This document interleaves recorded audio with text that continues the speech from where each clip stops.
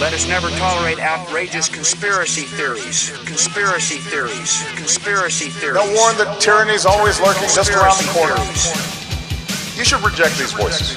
You are free to do as we tell you. You are free to do as we tell you. But I want to say one thing to the American people. It's a big club, and you ain't in it.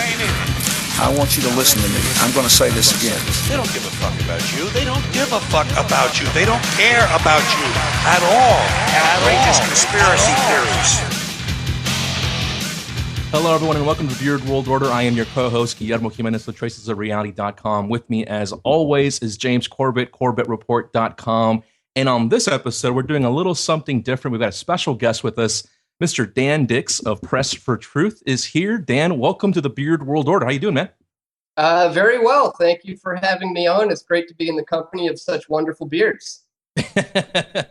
Well, thanks for being here, man. James, how you doing, man? I'm doing all right, and I'm glad that we were able to get someone in who does meet the requirement for beards. But I must say, Dan, I think your beard has been more impressive in the past. It seems like you're really shaving it tight these days. There was a time when it was a little more enchanted than it is now, so I've cut back on that slightly, but it still holds power, trust me. I don't doubt it. I think we were all quite fond of the enchanted Dan look, but this works. This is good.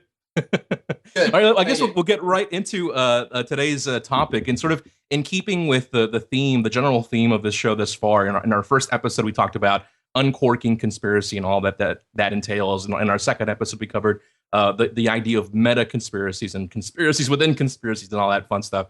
And on this episode, we're going to talk about what could perhaps be considered the mother of all conspiracies, Bilderberg and secret societies. And so I'd like to say here at the outset that while I personally find these issues extremely fascinating, I am by no means an expert on them. So when it comes to things like perhaps the origins or the influence of these individual secret societies throughout history, I might defer to you guys on that stuff. But to get started, actually on that note, I wanted to ask you guys, kind of throw this out there to both of you and see how you want to go about this.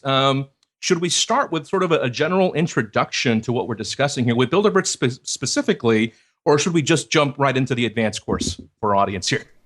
I think we've got some advanced listeners, and if they want more on Bilderberg, maybe they could look at my Bilderberg, Why We Must Oppose Bilderberg podcast from this year, where I went into some depth about the origins of the group. But I think probably everyone out there is at least vaguely familiar with that. Yeah, they have an idea of what we're talking about. Excellent. Okay, so let's start this way then. So let's start with recent history. Just this past year, Bilderberg 2014, Copenhagen, Denmark. Dan, you've been covering this stuff actually for a couple of years now in person. So I wanted to get a sense from you, first of all, what took place this past year, maybe perhaps some key figures that were in attendance, your experience, of course, along with Luke Rudkowski and all of that happened with security and whatnot. And then perhaps we can maybe go backtrack a little bit. I'm actually curious to hear from you specifically about what your experience has been like in the last few years and how you think Bilderberg itself may have evolved, perhaps, with the times, let's say, or perhaps its perception has evolved. So your thoughts on that, man? Sure. Well, I think both sides of the Bilderberg group conferences has evolved. The meetings themselves and the protests that take place at these meetings. The first time I ever went there was in 2006, and it's a completely different world than it is now.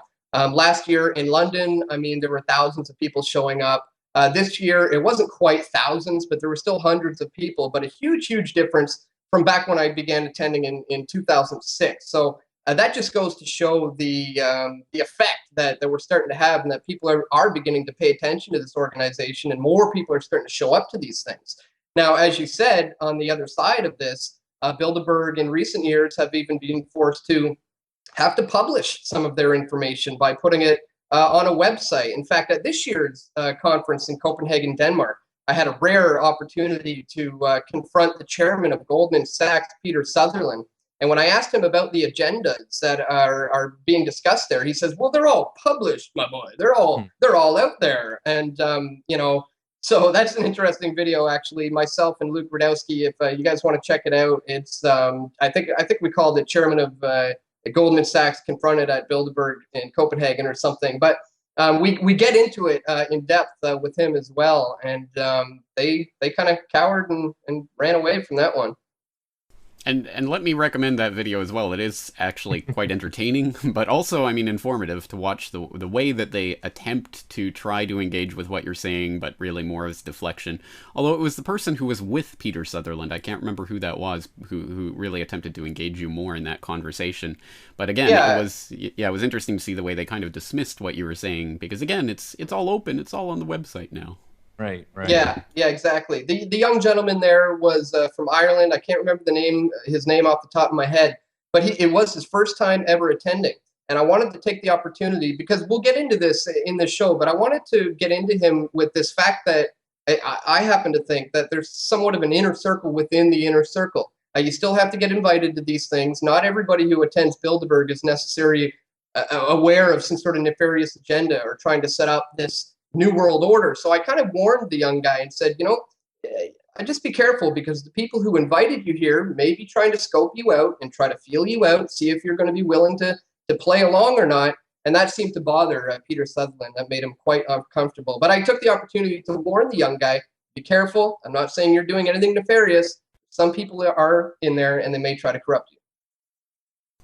So well, let's use that as a jumping off point for how to really start to scrutinize this, because I think it's important when we look at something like Bilderberg to apply the same institutional analysis to that we would to any other organization or grouping, because ultimately I think it functions in a similar way. And I think you point to what I have long taken to be the core operating principles of groups like Bilderberg, which is that they are, as G. Edward Griffin put it in a lecture I always go back to, rings within rings. I mean, this is the fundamental structure that they rely upon. And exactly as you say, there's 125 to 150 invitees to Bilderberg each year.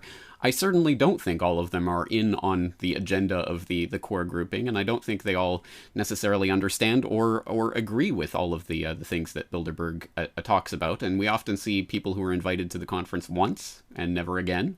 I certainly don't think that makes them part of the inner group of the inner group. And the question, of course, is what is that inner group? And of course, with Bilderberg, we have an identifiable structure for that. We have the Bilderberg Steering Committee, which is the core group of 15 to 20 people who really do decide. They, for example, extend the invitations and get to decide who attends and who doesn't and what the agenda is. So quite clearly, just like any other institution, we can analyze sort of the structure of this and the way that it functions to try to identify where the power actually lies in that organization. And to a certain extent, that demystifies this, I think. It's not, some, hooded people in robes chanting around a fire or something. This is, isn't it? Although that actually does take place in other secret societies, which we'll get into. But in this case, I mean, it really does functions like any sort of, I guess you could look at it as like a mafia type meeting where you might have I'll go back to Dick Tracy because that was a formative movie from my childhood, where you get the mobsters come together at the table and they don't like each other necessarily. They have different sections of the geography carved out for their own turf, but they'll come together for the table to talk about how to divvy up that cartography and what have you. And I think that's one way of at least trying to look at what's going on at Bilderberg. And perhaps that gives us ways of looking at how to actually effectively counteract what they're doing. Because again, I don't think it necessarily serves our interest to point to someone who's been invited once and to say, you're the evil New World Order. Perhaps there is an actual opportunity for education of people who are potentially on the fringes of these groups, or for the public at large, that what we're saying is not necessarily that this is just a monolithic organization that itself is inherently evil, but that there are certain people at the core of this group who clearly do have an agenda.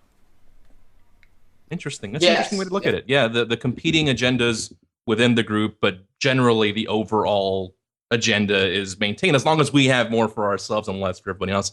We're happy as long as we can divvy it up for ourselves. We'll debate about, how much you get and how much I get, but as long as, we're in this together, so to speak, I suppose that's the way it generally flows. I wanted to just kind of jump on that a little bit and then throw this to Dan, but that's kind of what I was trying to hit at. And that's what really is interesting me now about this more and more, the demystification of the group. And whether or not that's simply, I suppose, a window dressing in a way, or whether that is taking some of that power, so to speak, away from this group. the fact that they do have an official website now, the fact that a lot of this is being covered now, even in the mainstream media and things like this. So, does that to either of your minds? But I want to hear from Dan first. Is that having any actual tangible effect on the way the group operates? You think, or is that just for show? Yeah, I think so. I think the days of when things being discussed around that table. Let's picture 120 people in that room sitting around that table. I don't think that necessarily that's when the major things get accomplished at Bilderberg. I happen to feel, now this is speculation, mind you, but we're kind of forced to have to speculate about these things sometimes, is that a lot of the things get done when a guy like Peter Sutherland takes a young man like this MP from Ireland and goes on a walk, or when a Henry Kissinger or David Rockefeller takes somebody aside and maybe sits them down at the bar in between the meetings and has a little private chat. That's where we can. That's where the real power lies. And there's examples where we can see this in the Canadian connection to Bilderberg. At the meeting in 1996, there was Jean Chrétien, Alan Gottlieb, Paul Martin. And this is just a small example that all of these guys had something to do with signing various trade deals, for example. Chrétien with the NAFTA, Paul Martin with the SPP, Alan Gottlieb with all of them, the North American Free Trade Leaders Summit. Now, do these guys know that they're being involved in the setup of a future North American Union? Not necessarily, but they're all playing their roles and playing their parts. Maybe they do know, maybe they don't, but they may not understand even themselves how the dots are actually connected, but it's the inner core, it's the inner steering committee who know the true agenda, I believe. Well, okay, and so I think what we're identifying here is the way that the power operates in groups like these, and I think it sounds like we have a consensus on that it probably does function more as a result of a small group within the group who have that sort of power and the ability to function by basically compartmentalizing the rest of the group. And I think, yeah, I agree exactly with what you said, Dan. I mean, someone like a Chrétien or a Martin is a useful political puppet to have in a position of power to sign the treaties that need to be signed, and they may agree with what is professed to them as an ideology. Well, we need, more cooperation because of this, that, and the other. They don't necessarily know where this is going in the end, in the way that someone like a Rockefeller, for example, explicitly wrote about in his biography. If that is globalist, then I am a globalist and proud of it, or whatever he said. Yeah. So, yeah, exactly in that way. But I think then what we perhaps should be looking at is the way that this compartmentalization idea developed from the idea of intelligence agencies. I mean, I think that's the way that, for example, the CIA or the NSA or these other groups, as a loud speaker truck drives by in the background, I'm not sure you can hear that. I think that's the way that these intelligence agencies function, is through compartmentalization. So only a very few people within those agencies have any idea what the broader agenda of that is being aimed at actually is, and everyone is just serving their one little role. And I suppose if we draw this back away from just Bilderberg itself to the larger question of secret societies, I mean, I think that ultimately secret societies are and were the basis for intelligence agencies, and I think we see a lot of connection between those and the way that those function. So I think whatever institutional analysis that we're bringing to the table when it comes to something like Bilderberg is the same type of analysis that we should and could fruitfully apply to something like the CIA or the NSA. Because again, it's not that every single person involved in the FBI, for example, is knowingly a part of a plot to create terror plots in order to bust them or what have you, but that may be the sort of institutional, the way that power is institutionally wielded by the few people in the positions to direct that organization. And again, I guess I want to bring this back to what can we, on this side of things, fruitfully do to resist that, because again, these are the people who are in positions of power, both political power, like the Chrétiens and the Martins and what have you, and also the economic and financial power, which perhaps underlies the political power. Yeah, well, I think it's important to understand how this ties into all of it. Just like you said with the intelligence communities, if we want to take this back to as far as ancient secret societies, I mean, one of the most famous probably being the Freemasons. I mean, we know that there's compartmentalization. There's less and less that you know in the lower ranks, and you begin to get more knowledgeable in the organization as you go through. Albert Pike even wrote in his book that the first 3 degrees are but the outer portico, and they're there, just for show, basically. But the true meaning of the symbols to Masonry, for example, are held for the adepts, he says. And so there's always this concept of an outer ring, and then there's an inner, more esoteric ring that has the true knowledge. And like you said, let's look at how this operates in Bilderberg and intelligence communities and secret societies, because it seems to be a key way to operate. These conspiracies can't work when there's too many people being involved. So it's compartmentalization with knowledge at the top and less as you permeate your way down through the organization. Now, that reminds me of something I wanted to ask you, Dan. Actually, both of you said something that reminded me of a point that I wanted to raise before we move on from Bilderberg specifically. The issue of intelligence agencies kind of reminded me of this a little bit. And I had a conversation about this not too long ago with on the BFP podcast with Lee Camp, and he brought up something that sort of an obvious point, but I hadn't really considered it before. And that's I guess we already sort of touched on it, but that's the sort of information and technology age that we live in. And the fact that if, for example, the CEO of Google, say, Larry Page or Eric Schmidt or whatever, if he wanted to set up a little chat with the Queen of Spain or something and a couple of their buddies, they could probably pull it off. They could probably set up some kind of secure video chat and do this, with technology these days. So, why, even though, and what I wanted to ask you about is being in attendance, and I know that most of the attendees that you've interacted with very much do not want to be on camera, let's say, or have their, they hide their faces and whatnot. But I'm wondering if perhaps the symbolic nature of all of this, if perhaps even speaking of circles, this maybe more applies to that outer circle that we're talking about. If perhaps some of these guys don't get a kick out of this, I mean, why all this cloak and dagger shit if it's not really all that necessary?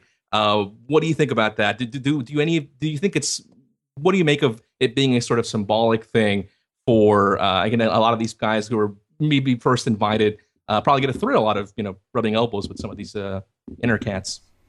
Well, I think you might be right about that, but I think that's not to dismiss that idea. I think that actually just bolsters the insidious nature of this, because I think to a large extent it probably is about that display of power and wealth and intrigue, and now you're part of the big club. And I think that can be used as a motivating factor in influencing some of these people who might be in positions to wield authority to implement the agenda. So I think there's probably something to that. I mean, as an institution, it probably does function by being that sort of elite.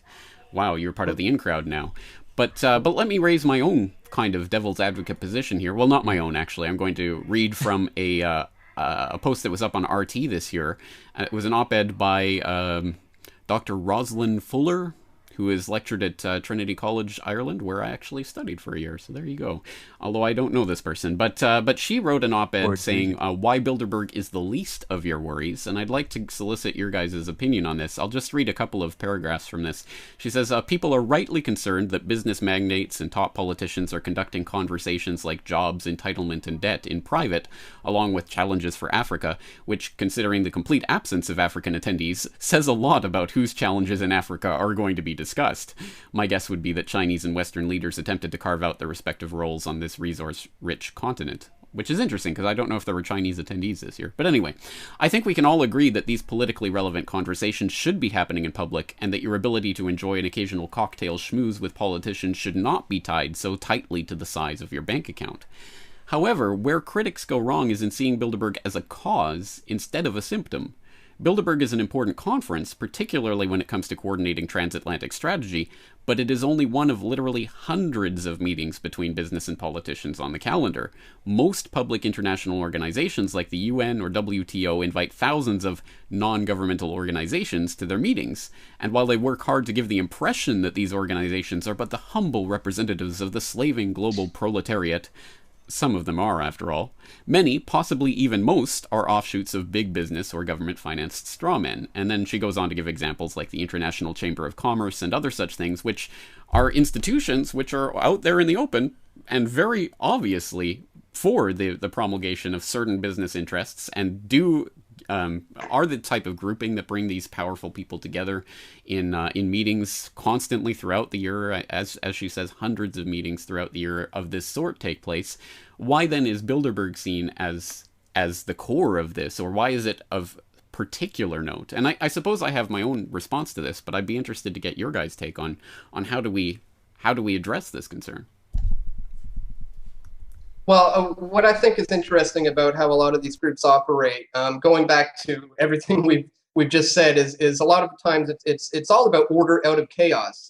You were mentioning, why, and nowadays you could set up these types of meetings over Skype or something like that. Well, today, funny enough, is actually the 4-year anniversary to the day today of the G20 in Toronto. And that's a good example. People often wonder, why do these organizations show up to these towns? Everybody knows how dangerous they are and how hated they are. Couldn't they have a meeting on a yacht somewhere? Couldn't they have it on Skype? Well, sometimes they want that clash. Sometimes it stems down to the order out of chaos sometimes. And that very well could be what's going on with Bilderberg as well. I don't know if that addressed what you were mentioning there, Jay. To a certain extent, yeah. Guillermo? No, yeah, that's actually, that was the question that I had. It's sort of similar to what, I think we lost Dan for a second, maybe not. I think I lost both of you, actually. I'm here. Oh, okay. Well, you were perfectly still. So Sorry. Dan also is just being perfectly still. No, he definitely did drop. Yeah, it was going to happen. It was going to happen. This is why they meet in person, because they don't want to deal with shit like this. That's why. No, but no, yeah, no. I think Dan answered the question that I had, basically, that as to why perhaps these guys decide to meet in person, because they have to expect this, right? They have to expect that natural curiosity that stems from all the secrecy. They have to expect that now, in again, this information age, that people are going to organize, people are going to show up, people are going to have their cameras and do all these things. They have to know all this. They're not stupid, of course. And so, yeah, that you do have to wonder, then why? Why do you go through with it? And to my mind, it does seem like it's, again, we're speculating, but I guess if I wanted to psychologize these people a little bit, I would say that they must enjoy it to some extent. It must be symbolic in some way to hold that much power, I suppose, to be able to just 100 of these guys meet in one place and all eyes on them for a short time. That must mean something to them on some level.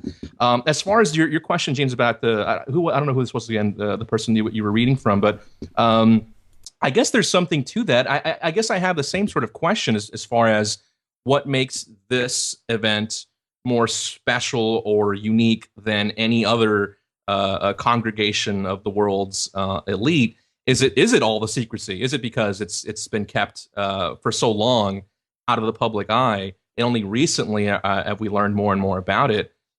Is that what has made it special? Is the inherent secrecy is what made it so special, or is it unique in and of itself? And I guess I want to throw that to either of you to get that to sort of answer. Yeah, I am not too sure. I guess it's possibly a bit of both. Really, I don't know, James.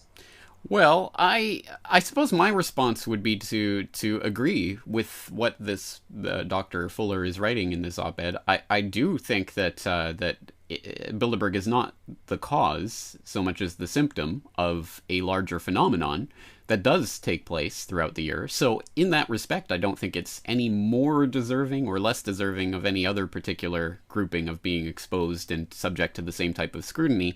However, I mean, one thing you could say is that Bilderberg probably is slightly more elite than a lot of these other conferences that take place, just in terms of the firepower of the people that they're able to bring together.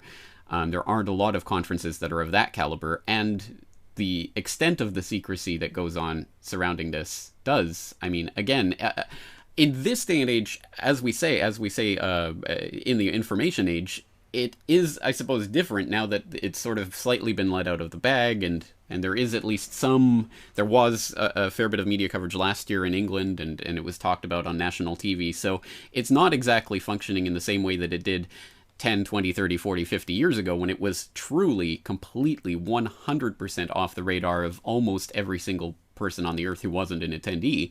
I think it did function in a certain way back in that era, and it's functioning in a different way in this era.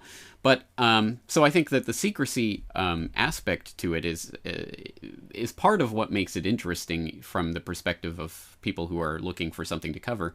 But I think the other thing is that I think we need a focal point to direct our attention to, and I hope that it doesn't stop at the, well, we must oppose Bilderberg. I mean, I hope it continues on to the logical conclusion that we must be opposed to these types of confluences of power and meetings and secret compacts that are entered into behind the scenes, no matter when and where they're taking place. And just as an example of something that is potentially, I mean, as ominous, or at least in the same league of ominousness as Bilderberg, it comes from Andrew Gavin Marshall, who wrote an article at about the same time as Bilderberg this year. Back on the 2nd of June, he wrote an article about the International Monetary Conference, which is not something I was familiar with before reading this article, and I would venture to say most people in the audience aren't either.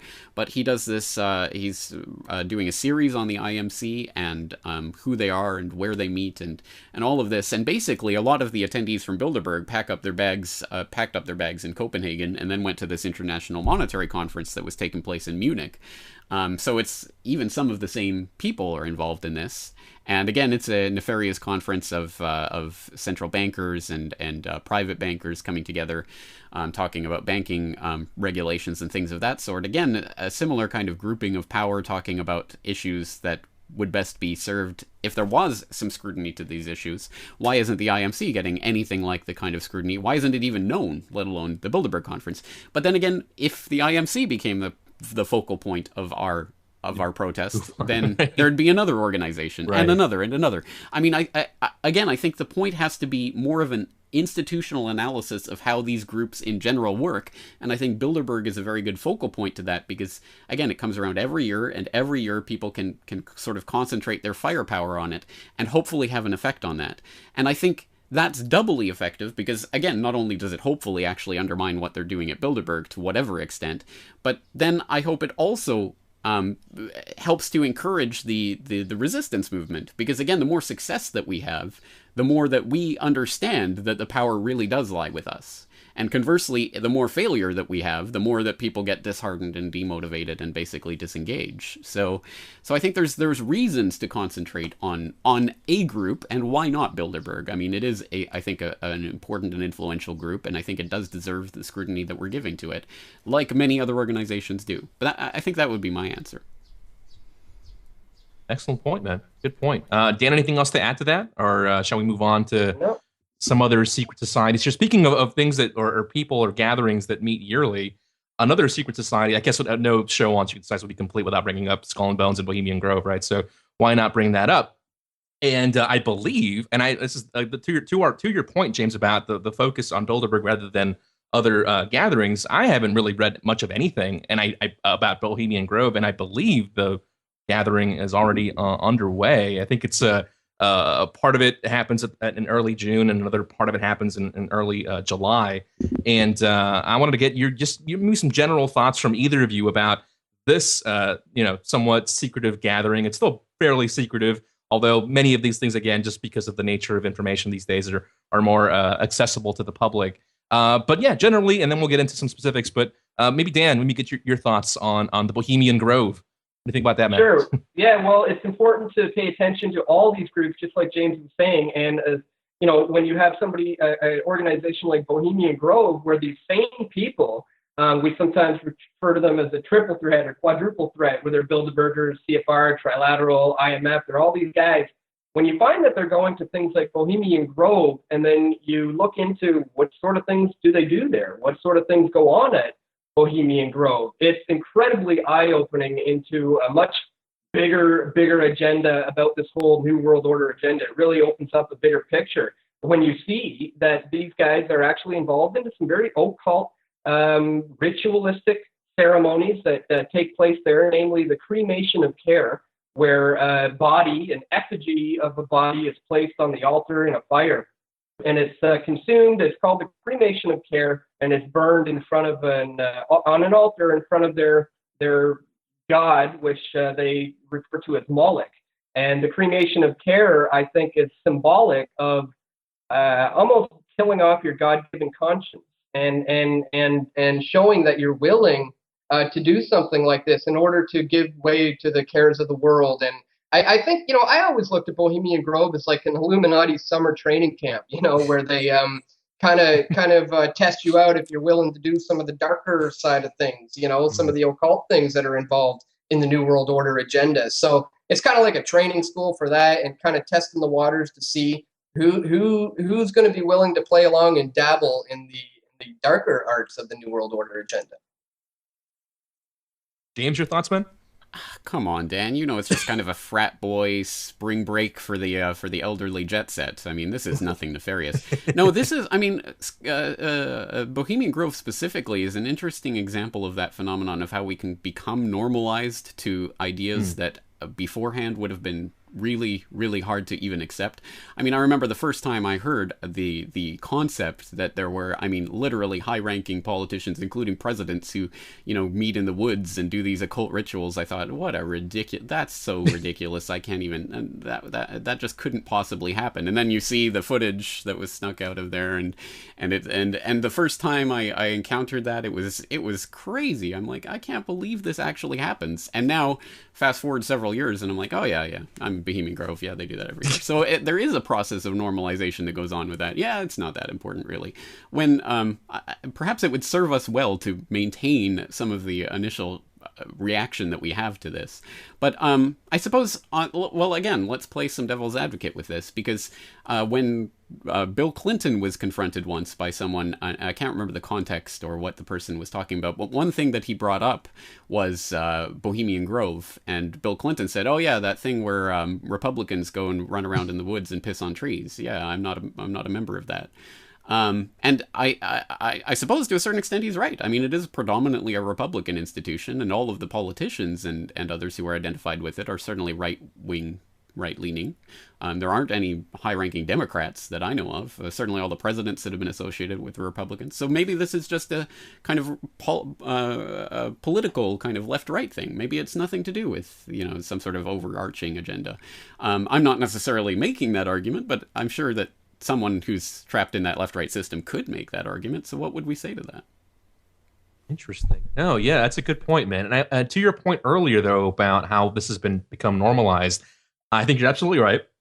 And I think I have to check myself even, because I think it's happened to me as well. I know exactly what you're talking about. When I first heard about it, you're like, holy, are you serious? They're really doing this out in the woods and nobody knows about this. And nowadays, yeah, it does seem like, well, okay, is this really a Luciferian death cult, or are these just a glorified elitist douchebag summer camp, as Dan was saying earlier? And again, I wrote a little tongue-in-cheek brief article on this last year when I heard that Conan O'Brien was in attendance. Conan O'Brien worships Moloch? Question mark, really? I thought that was really strange, and it made me question both Conan O'Brien, first of all, what is he doing at Bohemian Grove? But it also made me question the club itself. And it made me, for a second, I thought to myself, well, okay, is this really the Luciferian death cult that I've always thought it was? Or is it just a glorified club, as you say, for maybe right-leaning politicians to go out, blow off some steam, and perhaps while they're there, maybe, dish out what their latest, plans are for whatever they might be, scheming up. But yeah, I think both of you made a good point about this, and I have to check myself, because it was really, really creepy the first time I heard about this. The cremation of care, of course, though, as you mentioned earlier, James, the black cloaks, all of that is present there, and it is something that I guess we should not just brush off as something innocent. So, Dan, your thoughts on that, man? Well, when we see that similar things happen in other organizations, societies like Skull and Bones, and Freemasonry, a lot of ritualistic ceremonies, and these types of things go on in other organizations. I think it's safe to say that it's not necessarily all just simply political here, or just a bunch of frat boys getting together having fun. When we're seeing this all across the board, I think it's evident that there's a bigger picture at play here, and that it's not necessarily completely all about money and power, although that's a large part to do with it. But a lot of these guys who are running the show, they have all the money, they print, they make the money, they have all the power. I think this agenda sometimes goes beyond money and power. And when you see that these guys are interested in the occult, maybe that means that there is actually something to this. These are very smart, intelligent people who have gotten to where they are for a reason. So I think there's definitely something to it, as opposed to just a bunch of frat guys getting together. Especially, like I said, when you see it all across the board in different secret societies, it's evident to me that there's more than what meets the eye here, and that what we can see with our eyes. Let me see if I can chart a middle ground then between those two positions. It's not just drunken frat boys, and it's not necessarily they're opening an interdimensional portal to the netherworld or something. Maybe there is something in between that, insofar as you're right. These are intelligent people who have come to positions of power because they are brutal and ruthless, mostly, but also because they're not stupid people. I mean, these are people who have spent a lot of time trying to understand and trying to use systems to their own advantage, and have been successful in doing so. So I think we have to take the types of rituals that we know they engage in seriously, at least to the extent that this is not something that just kind of came about by happenstance. But I think what this might indicate might be that again, a sort of fundamental understanding of human psychology, and that humans, like ourselves, sitting here on the outside speculating about groups like Bilderberg and others because they're secretive, it provides that kind of mystery, which it hooks us in, it entices us. And I think that psychology is something that's played on with the occult. So one thing we could imagine, at any rate, again, this is speculation, but one thing we could imagine is that these types of groups fundamentally operate like I imagine secret societies always have for thousands of years, and like intelligence agencies do today, by always providing people with the idea, there's something going on here, and you don't quite have access to this knowledge, but maybe if you play the right cards, you can get closer to the sort of core understanding, and we'll let you in on the mysteries, which of course is explicitly how Freemasonry works with its degrees, and maybe you can work your way up to the 33rd degree, and all secrets will be revealed. And similarly with these types of occult rituals, it might be more as a psychological tool to impress these people who might be invited into, you're on the outer fringes of the inner circle. Do you want to get into the inner circle and, harness the true power of Satan, or whatever they're trying to offer these people? And I think that, I see that the occult aspects of it, potentially at least, again, this is speculation, but functioning in that manner as sort of basically a psychological leverage tool over people. Because again, exactly like the shamans thousands of years ago would, stop the snake god from swallowing the sun because they know when the eclipse is coming and they know when it's going to end. It's a powerful thing. If you just have more knowledge than the other person, and you can convince them that knowledge provides you with some sort of access to the spirit world or whatever, it's a powerful tool and a leverage that you can use to further increase your control over other people. Not to mention the brotherhood. A lot of these are referred to as a brotherhood, and just having a common brethren. Knowing you can go world and enter another country in another particular building and have somebody there who has been indoctrinated or believes the same things that you do, probably gives them a sense of it's kind of like you said earlier, like a mafia, like a family, like you're really, really a part of something that's bigger than what you are. So you're right. I think a lot of it is psychological, grabbing them psychologically as well.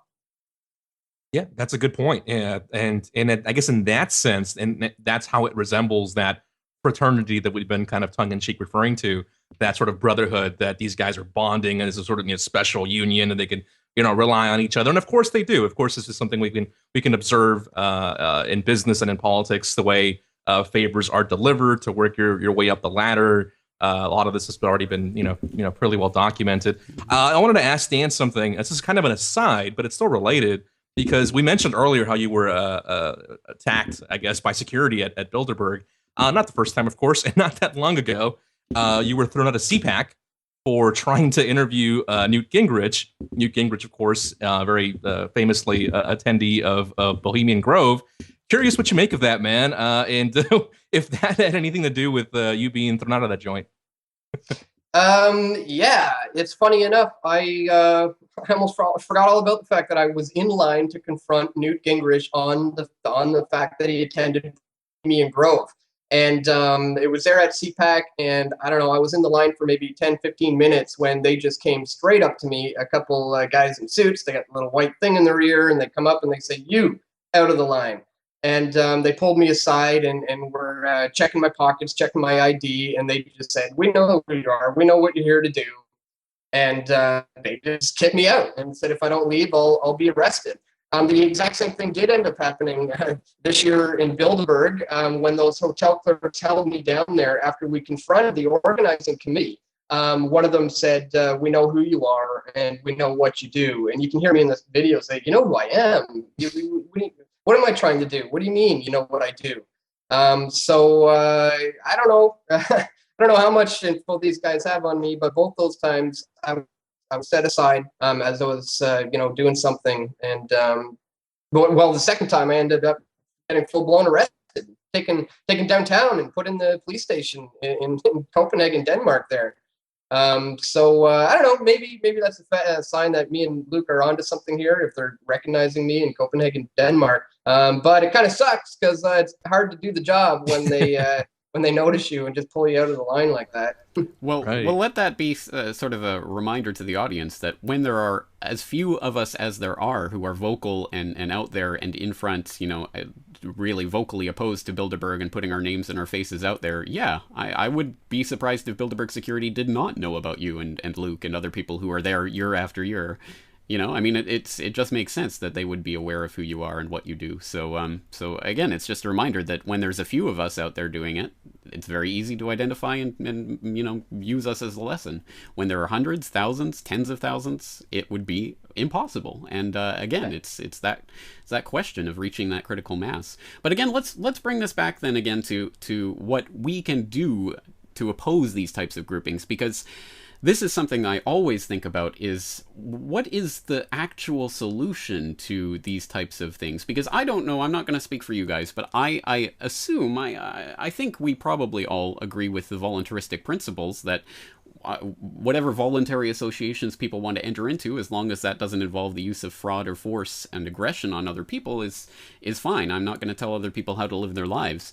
But then what gives us the right to demand these people not meet together? I mean, there's a couple of ways of looking at this, I suppose. I mean, there's the political aspect. We may not agree with the political groupings that exist or politics as it exists, but it exists. And as these people are elected representatives, then yes, I think the public certainly does have a right to say who and when and how they should be meeting and conspiring with people in positions of power. But going beyond that, I mean, when we look at something like a Skull and Bones or even a Bohemian Grove, I mean, these are organizations where it's just people who are coming together to relate to each other. So what would we do to stop that from happening?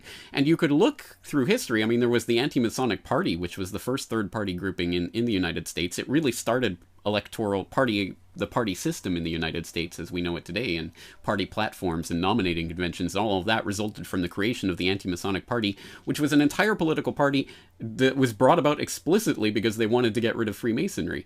But the question is, how do you do that? I mean, what do you actually do? Do you make a law to say that, to go specifically against a group like the Freemasons and say no one can be a Freemason? Well, that seems a bit arbitrary and ridiculous because, again, they just call it something else and meet in a different way. So do you make it so that people can't meet in private? Or what do you actually do about this? I have my own opinion about this, but I'm interested in soliciting yours. Well, I think global non-compliance is the answer. It's not about projecting will onto others. It's just simply stepping out and saying, I'm not going to take part in this system. And there's a lot of different ways that people can do that on the individual level. If you want to really affect this thing, the best way is to lead by example, and hopefully others will follow your example. And there's a number of things that people can do on the individual level to step outside of the system and to just not comply with all of the things. Namely, I think one of the biggest ones, and maybe the most difficult for a lot of people, but probably the most important, is to get out of debt is absolutely key, I think. when you have mortgages and a line of credit and multiple credit cards, and it's getting really bad these days. Some people are up to their neck in debt. The elite have their hands around your neck and they can squeeze at any time. So I think focusing on how you can individually step out of these systems, homeschool your kids, don't own any debt. There's things you can do on the individual basis. And I would just say that that's what it comes down to: leading by example, not telling somebody else what they can or can't do, but simply saying, I choose not to take part in any of this. Hopefully others will follow my example. Yeah, good point, man. And I agree with Dan on this as far as what we can do individually and collectively as a response to these things. And I think just to go back to what we were talking about earlier, it's a really good example of how it's having an effect. The fact that you were accosted a couple of times now because they said to you directly, we know who you are, we know what you're doing. It's an example of how, what you, James, to your example too, about how the part of the power is that secrecy. It's part of that shaman-like, as you were saying earlier, that power that they wield comes from that. And so when that is removed, part of that power is removed with it. And so, and I know I was saying earlier that some of these guys must get off a little bit on hiding from the camera and whatnot. But I think generally, I think it is true that by removing that power, by shining the spotlight, by putting a camera in their face, that is in itself having a tangible, observable effect. Also, as far as your point, James, earlier about the need for some sort of law potentially, and I don't know the specifics of it, so I can't speak about the details, but I think there is a law on the U.S. books anyway, the Logan Act, right? Of course, about meeting. I don't know if it's in secret or what, but meeting with other world leaders and whatnot. But what you raised, James, opens up a can of worms for me, because this might take us a whole nother hour to discuss, but as you were talking, I was thinking about this, and it's really interesting because you were saying that well, I think it's true that part of the reason why people are so upset that these things happen, that these secret societies exist, that meetings like Bilderberg occur, is because that a lot of the people there are elected representatives of the people. And so because of that, in this sort of system that we currently have, we need to hold these people accountable because they're acting in our name, right? Now, hypothetically, if we were in a stateless society, right, and these people are no longer elected representatives, these secret societies obviously do not go away. They persist, and to some degree or another, they're going to continue meeting in these ways. So then, in that sense, what leverage does the public then have to demand accountability for these people? Or, as you say, should they just be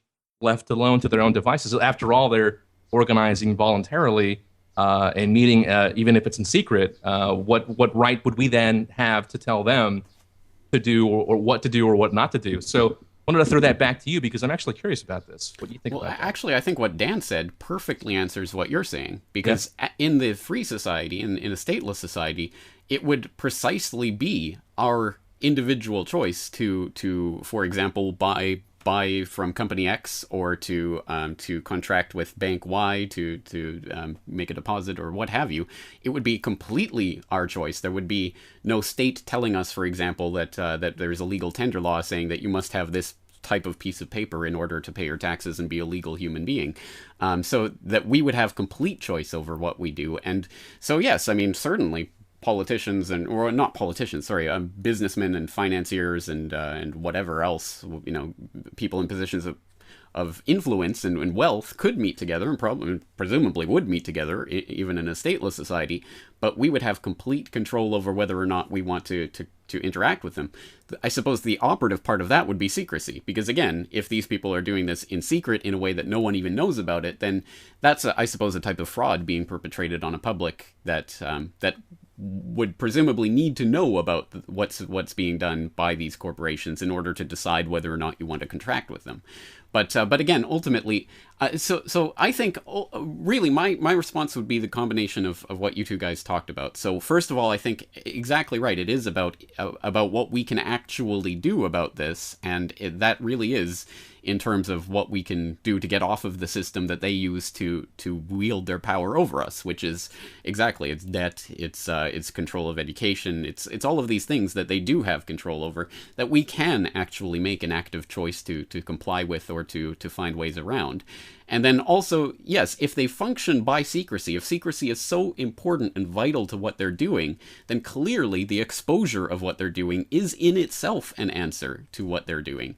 And that's, I understand that's not satisfying to people. They want some sort of more overarching response to this, but I think the exposure itself, it really does undermine their ability to implement their agenda, because it's an agenda that only functions, again, by keeping information from people. If you have more information than other people, you can always use that as a leverage. So if you create an international grouping like the European Union with a single central bank, even though you have, 28 different states or however many are in the Eurozone, with different economies, and you try to set a single monetary policy, and that is doomed to failure, but you can use that failure that is going to come about as a result of that grouping to argue for even more power. Well, that means we must make it into a single governmental body. We must give more power to the ECB and make the EU into a real government. If that is indeed your end goal, then all you have to do is dish it out bit by bit by bit. Oh no, it's not an European Union. We're just entering into some trade negotiations. And okay, it is a European Union, but that's all. I mean, it's just a way to talk about things between states. Okay, no, actually it's a European Central Bank, and yes, we're going to have a single currency, but that's it. I mean, you keep your individual governments. And now, oh well, no, you don't need your individual governments. I mean, if you just lead people through the agenda. So again, exposure of the agenda at the beginning is important, because exactly like with the Bohemian Grove example, if you tell people, these politicians are meeting in the woods and doing these rituals and things, people are like, what? You're crazy. But if you just reveal it to them bit by bit by bit, and then they get used to it, that's the way that this functions. So exposure of secrets is absolutely vital to this. And again, what we can actually do to get ourselves off of their pressure points, which is usually around the financial system and the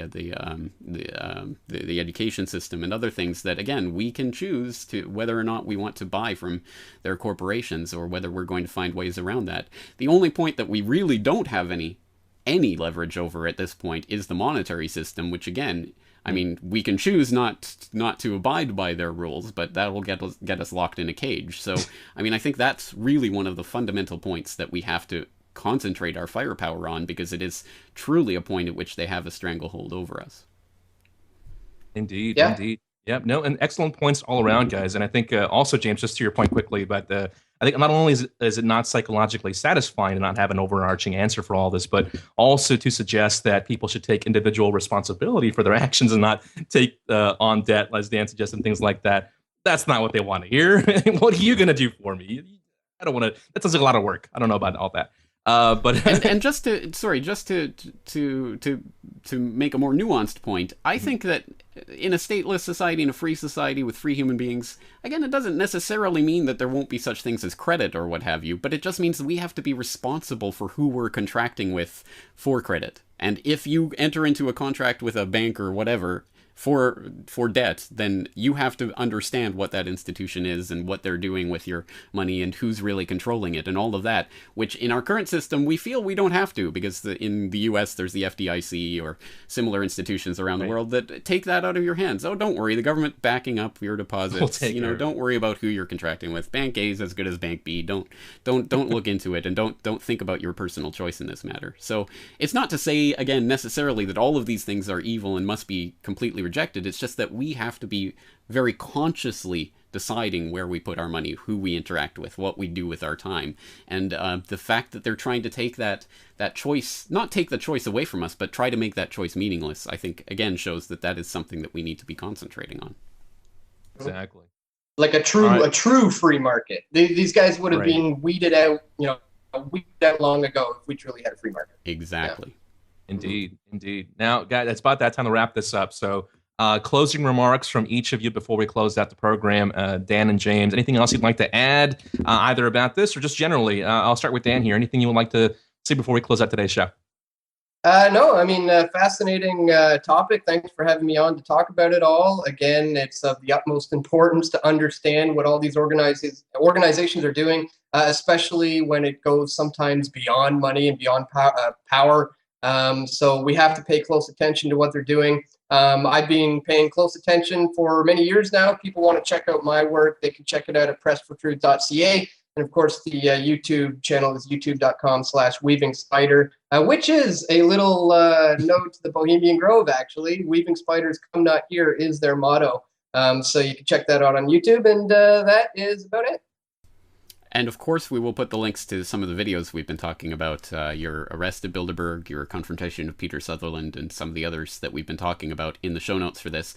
And also, I would just like to, as always, encourage viewer response, listener response to this, to get your take on what we've been talking about. Of course, you're a vital part of this conversation. And on that note, we should go over some of the feedback we received from our previous edition of Beard World Order, where we were talking, for example, about the DoD and its assistance of various movie projects. And on that note, we had an email in from Alf who said, regarding the DoD-assisted movies, the Department of Defense-assisted movies, isn't it a smart thing to do if they want to hide their intention to assist a lot of movies that are about flowers and stuff? It would be stupid to only assist obvious movies. So I think that's a fair point. Obviously, the DoD does want to be involved in a lot of different projects so that the ones that they really want to influence don't necessarily stand out so much.